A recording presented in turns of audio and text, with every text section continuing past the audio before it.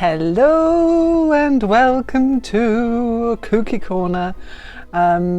Today I thought I would talk you through something which is close to my heart and I have participated in probably about 7 years now. And that wonderful thing is, well, it's two things.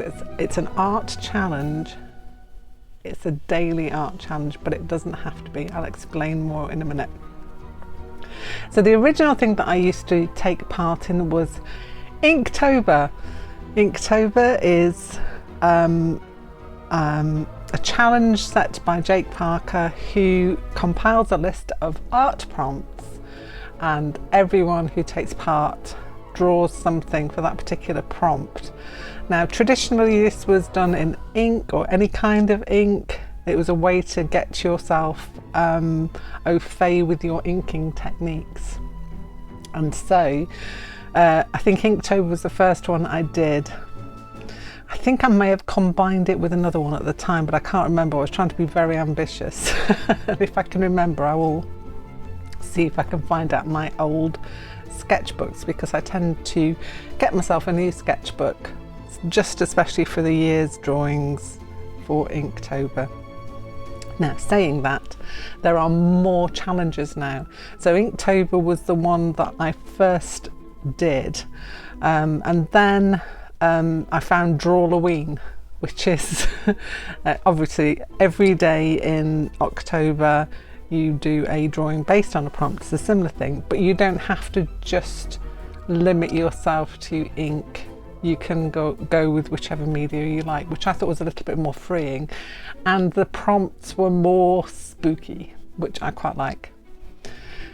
Then the next thing I went over to, there's an artist called Mab Graves. You will find her on Instagram, and Mab always puts together her version of Drawlloween prompts, and so that's the one. So it's Mab's Drawlloween, and they have different prompts for each day, which I will also show you a selection of as we go along in the next frame.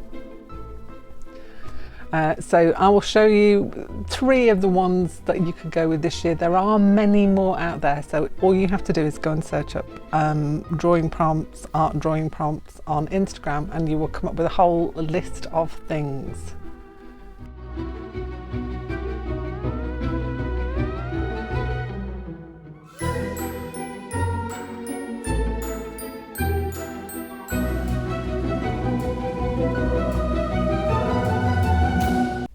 Now, in planning ahead for my prompt, I'm not sure which ones I'm going to go with this year. I do think I am going to go with more inky things, and to that end I bought myself some more inks. So rustle, rustle, rustle, rustle. Not that I haven't got a lot of inks. You've seen my ink video. I've got plenty, but I haven't got many of these. These are the Dr. P.H. Martin's Bombay inks. Now, this is the one that I had, which is the black one. I've just popped it in the box to keep all my Bombay inks together. They are light, fast, waterproof, pigmented India ink. It holds a line without spreading, flows smoothly without the tip drying. It's non-clogging and non-toxic, which is perfect. So that was my original one. I also went to Skipton Art, I can't even remember the name, it's a Skipton Art shop, and got a selection of the ones they had. They had them on offer. They were cheaper than everywhere else, so I bought a few from there as well. So I got a blue, a grass green, an aqua, orange, tangerine, good old red, cherry red, which is much more of a magenta-y red, although they do magenta as well, golden yellow, and yellow ochre. So those are the ones that I could get, the ones that they had in stock. There are others that I would like of these, but they didn't actually have any in stock, so I'm waiting until a restock and I will get some more of these. But the colours of these are great. I will show you a little swatchy that I did earlier, so I couldn't help but have a play with them when they arrived. And so let's just close that up. It says Bombay Inks very helpfully on the front there. I've actually made myself a list because I don't know about you, but I put things away and I forget where I put them and what they are in which boxes, so I'm trying to be helpful to my future self there. So yeah, these are all the colours that I've got 10 altogether. I think there are 24 in the series of the Bombay inks, but these are glorious. Once they are dry, you can paint over them and they will not shift. I'll just grab a brush just to show you. So, random brush, look at that, it doesn't shift, nothing shifts. The thing that's shifting is the writing underneath. That is not that. So these are great. You can water them down as well, so you don't have to use the whole thickness of the thing, although it is a nice thick chunky ink. It's lovely. But I'm going to use my glass dip pen, which is the Jacques Turbine one that I bought earlier this year, and I think that's going to be quite helpful because I've tried the other dip pens I've got and this one holds more ink. It goes on forever, so this is probably going to be my go-to. I have got another one which is this boy, which is the Deleter. It's a trial pen set, it's a manga set to be honest, and it's got 3 different nibs that come with it. So you've got the pen holder itself, you've got the Maru pen, G pen and Saji pen. You've got 1 nib of each, and just try them out, see which ones you like, and that's what it is. It's like a trial pen set. But I got this, trying to remember where I got it from, can't remember. I got this when I bought a whole load of inks a few years ago, and this has been one of the things that I use quite a lot. So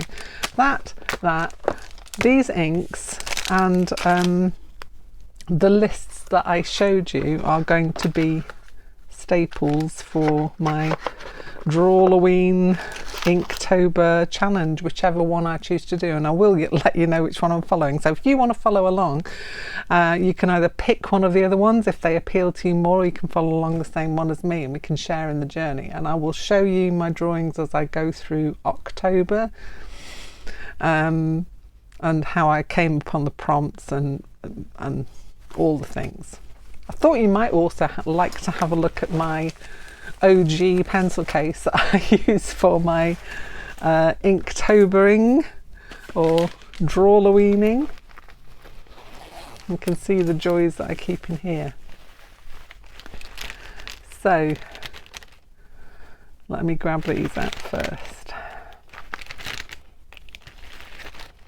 If you want to be traditional and use the just ink, I mean, you can use ballpoint, that is ink. Anything that has an ink in it is fair game as far as I'm concerned for Inktober. Looking through my bag of dreams. I'm trying to remember how many of these I've got and I can't remember. Nope, anywho, we'll go with this lot. These are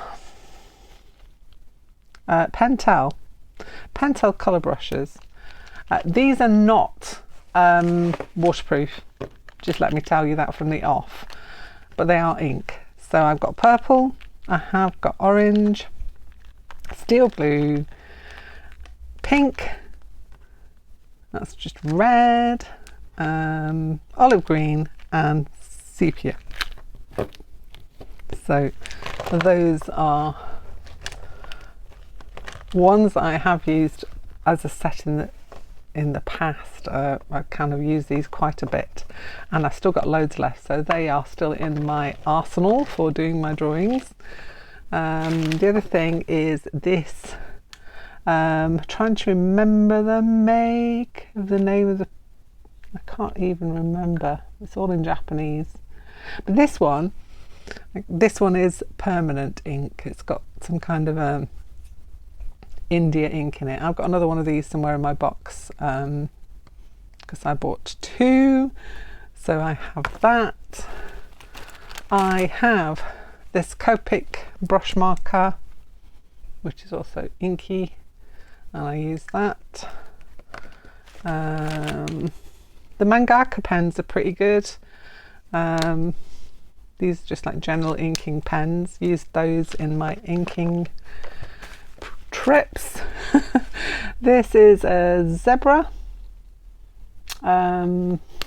brush pen, Fudenosuke pen or something like that. Also a good one, all in Japanese. Couldn't tell you, apart from the fact it's zebra and that it's an ink pen. I'm very helpful, aren't I? That was for writing on vellum. I got this specifically. It's that's got quite a chunky boy on one side, and I think the other side is finer. Yes, it is. And that's Kuretake. Again, archival quality pigment ink, acid free. Not sure if it's waterproof or not. Can't remember testing it. That's a black inking pen. You can see that I've gone into this in quite a big way. It's a Kuretake pen. That is a Fudegokochi pen. Just another black inking pen that stays in my Inktober Drawlloween pencil case. I've got a water brush. This is quite handy. If you use these boys, then you can water them down and get some nice tones and shades. Be careful which paper you use though, because they can chew up paper if it gets too wet. So mixed media should be okay. Watercolour definitely okay, as long as you go for something that's not too rough. So you could go for something with a texture like a cold press. But I think with these, I think I would more likely recommend a hot press paper, a hot-proof watercolour paper to work with those and this wet media. What else is in the pencil case, you ask? Well, I'm going to show you. I've got a Copic multi-liner, fairly standard 0.51. That is waterproof. It's got pigment ink in it. I've got an Edding permanent marker, quite a chunky boy again. This is a 0.1 to 3 millimeters. Also says it's refillable. I have never refilled it, so how true that is, I do not know. What else have we got in here? That's another one of the ink pens, the one that I had missing. That's a black, so I have got 9 of those, or is it 8 of those? 8 of those altogether. I have got a Pilot G1, which is a broad. That's quite nice for writing with. Let me see if I can show you. It's quite a nice line on that one. I'm not sure if it is waterproof, but we can test that now. Let's say you have to be really careful with inks and everything, and just test and retest. Obviously this is not quite as dry yet. Look, you see, you can rejuvenate that. The line still shows though, so when it's been on there for a while, it might not be as movable, but at the minute it's actually being reactivated. Let me, while I've got this, I'll show you so I've just laid some of that out. Excuse me with my flapping black arms here. See, you can move this one, and it's quite nice because you can get some nice shades and tones with that. You can mix them together as well, which is very handy if you've only got a few different colours. So be mindful of which ones you pick. Okay, back into the pencil case. I have got V5 high-tech points. That's just a liquid ink pen. I think it's a 0.5. I'll go with that. I've got some Pitt Artist pen brush. These are water fast. India ink, waterproof, maximum light fastness and acid free, and they've got quite a nice tip on them. Had a few of those. I may have moved them around a little because I do tend to use it for other things as well. There we go, there's another one there. That's a broad, yeah. This one is a Fudaga pen again. Quite nice with a nice flexible nib on the end, good for getting fur, different details. And I did have a set of these somewhere. Please don't sing. I've got a couple of them anyway. These are the Derwent Graphic line makers. I've got a 0.3 and a 0.5 there. Those are sepia, I do believe. Pigment ink. Yeah, sepia pigment ink. Pit Artist brush pen in Scarlet Red. Nice. This is a Schneider Express, also good for line work. I'm not sure if it is water soluble. Again, it's something you could try and test. Another mangaka flexible pen. So that's quite nice. It's not as flexible as the Fudanasuke's or the pocket pen towel brush. Where did that go? It'll turn up soon. An Edding brush pen.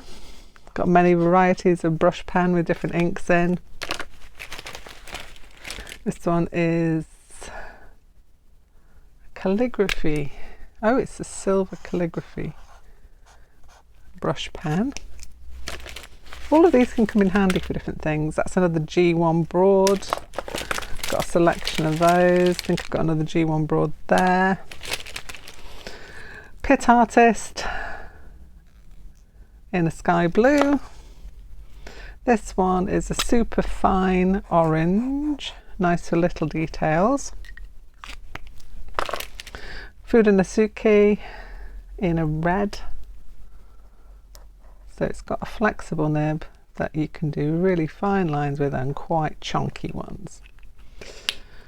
And it's a hard tip one, that one. It's a Tombow water-based pigment ink. And the same again in orange. Obviously good for pumpkins. That's another manuscript pen. This one, instead of being silver, it is gold. Just add some nice little details into things. That's just a bog standard ballpoint pen. Aha, this is my pocket brush. This is my Pentel pocket brush. It is refillable. You can see it's got a proper brush nib. So you can get some really nice details with this, including very fine details and also quite chunky and thick details. This is great. You can get refills for it, as I said. I think this is a refillable one. Yeah, it is. So you get like cartridges. These are the FP10 cartridges from Pentel that go into your pocket brush, and that's a nice thing to have. Coming to the bottom of my pencil case now. This is a Signo gel stick. Again, I throw everything in here that's inky and usable within my work. This is Stabilo. It's like a blue writing pen. I don't know how that got in there, but it's ink, so it's good. Water-based pigment ink. This is a Uniprocky. Thick and chunky, for thick and chunky details. This is a Uniball Air. Again, quite nice. I don't think that's refillable, but I've got a few of these because I quite liked them and I like the way they write. Oh yeah. So that's Uniball Air.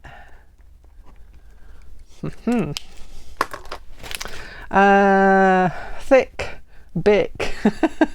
These are the crystals. I've got a whole load of these in all different colours. If you want to go ballpoint pen for the whole of your drawing scenario, then these are great. So you can get some really nice textures with these as well. With ballpoint pen, you need to remember to keep blotting it, because you can see that end. You know what pens are like, you know what ball pens are like, but also good for your Drawlloween Inktober dreams. That's just a writing pen. I think I've got Inkjoy pen here in black. That's a Papermate one. Another big basic green pen in here. And this one is one of my favourite microns. This is 0.2 micron, which is quite a thin one, but not too thin. And that's it. We've come to the end of my Inktober pencil case. Quite a bit to go with there, and including all the inks that I've shown you previously. If you haven't seen it, go back and see my collection of inks and the new Bombay inks. All I have to do now is to choose a sketchbook that I'm going to do it in, because I have a sketchbook for each year that I do it, so that I can keep a record of them. In fact, on some years I've actually used some of my drawings and made myself a photo book of some of the things. It was an indulgence, but I really liked some of the things I did that year, so I wanted to keep them in a book form. I know they're already in a book form in my sketchbook, but you know, I was just being a bit extra. So if you fancy having a go at any of the prompts, the ones that I showed you at the beginning, just a selection of the many different lists that come out at this time of year. I think for Mab's one, I think this is true, she did a Drawlloween light, where you weren't drawing every day, you had like every 3 days you'd have a prompt. That is good if you haven't got a lot of time, and you don't want to be burdening yourself with the fact of drawing something every day. The other thing you've got with the list, they tend to come out early, so they're coming out now as I'm recording this. Probably from the beginning of September up till about now, you'll start to see the lists appearing with all the different prompts on it. I know Inktober have got theirs out already, I know Mab's got hers out already, and I know Drawlloween have put theirs out. So from now on, people are going to be putting their own lists forward. There are some crazy ones that I love. There's one based on AI, and I really want to do that one year. It may be this year, I'm not sure. But yeah, go out to Instagram, have a look at all the different prompt lists that you can find one that resonates with you. And if you can't find one that resonates with you, you can always do what I did, which is make your own. One year I did one called Battober, and it was basically lots of drawings of bats that I did, and I did a bat a day for the whole of October. So if you can't find something that suits you, make your own up. You can always put that out on Instagram, see if anybody else feels your list, and then they could join you as well, because it's always nice to have company. I always like, when I do the Mabs list, checking out what other people have done as well, and that's part of the fun, you know. It's like looking at how other people have interpreted the prompt and what they've done.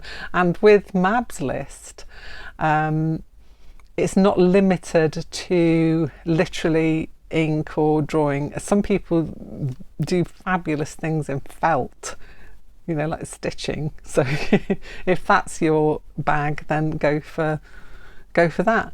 And to be honest, there are no drawing police coming to check what you're doing, so you could interpret the themes any way you wanted to. So if you want to join me, go and have a look, see what else there is out there, and check out the lists that I've shown you at the beginning, and let's have a fun drawing, inky, stitchy, whatever it is, time for October, which is my favourite month of the year. Have a great rest of your week. I'll be back here on Friday with something. It could be something spooky, maybe, not sure. I've got a whole list of things that I'm going to be doing in preparation for October. As I said, this is my month. And so come and check back with me on Friday, and we will do something together. Have a brilliant week. Bye for now.